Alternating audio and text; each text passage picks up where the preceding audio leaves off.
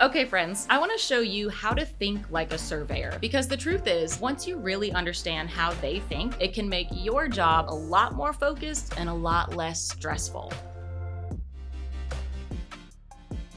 Here's the first thing to understand. Surveyors think in systems. What does that mean? Well, they don't just look at one door and ask, does this door close? They're thinking more broadly. They're thinking, is there a system in place to make sure every fire door is inspected, adjusted, and documented regularly? It's not really about catching those one-off mistakes, although that's certainly part of it, but really it's about spotting weak systems and ongoing patterns of neglect. They're also not going to tell you where they're headed. They'll choose a direction, then start scanning. Eyes up, eyes down. Looking at walls, ceilings, baseboards, door hardware, signage, clutter, because every one of those things tells a story. A scuffed up wall might say you've got high traffic and not enough touch up. A stained ceiling tile, maybe there's a leak that hasn't been fixed. If a fire extinguisher sign is missing, they'll start wondering what else might be missing. Even clutter in a hallway can make them think, is this just a busy day or is there a bigger issue here? In short, they're not just walking your building,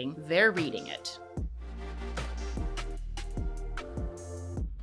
So let's talk about the things surveyors almost always check first. Number one, fire doors. First impressions matter, and fire doors are a big one for this. So always keep that in mind. They're looking for clear labeling, proper closure. They don't want to see wedges, door props, tape, or worn hinges, and they want to make sure the doors are free and clear from obstructions. That means no carts, no bins, nothing stored in front of the door. And here's the thing, if they see a propped open fire door in the first 10 minutes, that's not good. That immediately sets the tone for the rest of the visit, so you've got to keep your eye on that. Number two, above ceiling work. Ceiling tiles often get lifted early because above ceiling violations are so common. They're looking for open penetrations, missing or sloppy firecock, unsupported cables, or sprinkler conflicts. Even new construction often has issues above the ceiling. That's why they check. And if they find one open penetration, they're gonna start looking for 5 more. Number three, egress paths. Egress violations are one of the most frequent citations because they're easy to spot. Hallways, stairwells, exit access routes, all of these must be completely clear. That includes things like carts parked in hallways, linen bins blocking doors, signage taped over exit signs. Even short-term clutter can be flagged. So keep it clean,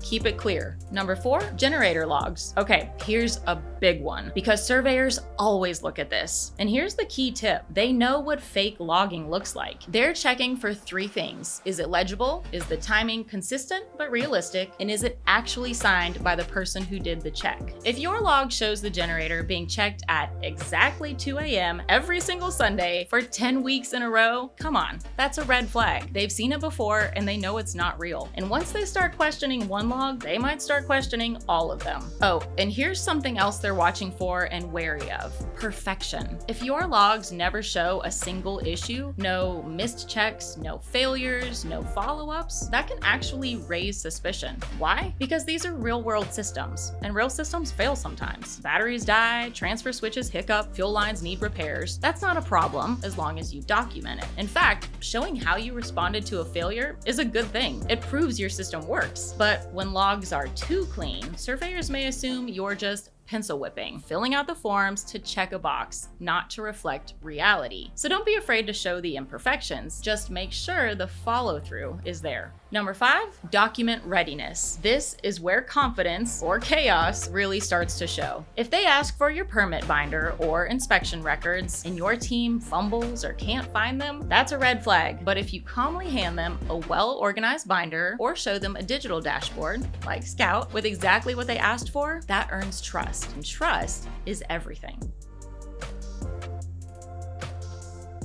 Let's be honest, no building is perfect. Surveyors know that. What they're really evaluating is your ability to manage risk. So they're asking themselves, does this facility have systems to catch problems? Do staff know how to respond when something's off? And do they take ownership of compliance? They also watch your people closely. If a frontline employee doesn't know how to respond, or worse, guesses about some compliance question, that's a big deal. That's a cause for concern. But if they say, let me get the right person to help you, that shows training, that shows teamwork, that builds confidence. Remember, surveys aren't won with charm, they're won with preparation, consistency, and clarity. So here's how the best operators stay ahead of the surveyor. Monthly pre-walks. Once a month, you walk your facility like it's survey day. Treat it like a dry run. You can even bring someone who hasn't walked it in a while. They'll see some things you've probably stopped noticing. Spot check documents. Try this. Pick a binder at random and ask a team member to find a specific log or report and time how long it takes them. You're not trying to catch anyone off guard. You're just pressure testing the process. If it takes too long, that's a signal. It's not a failure, but it's an opportunity to tighten things up. Train for awareness. Your team doesn't need to be surveyors, but they do need to know what to expect. So teach them what kinds of questions surveyors typically ask. Run short drills. Do some light role playing. It doesn't have to be formal, just consistent. When people know what to expect, they walk in with confidence. Make confidence part of the culture. So there you go. You know your building better than anyone. Now it's just about showing that to the people walking through your doors. They don't expect perfection, so don't worry about that. They expect you to care and to prove that you're in control.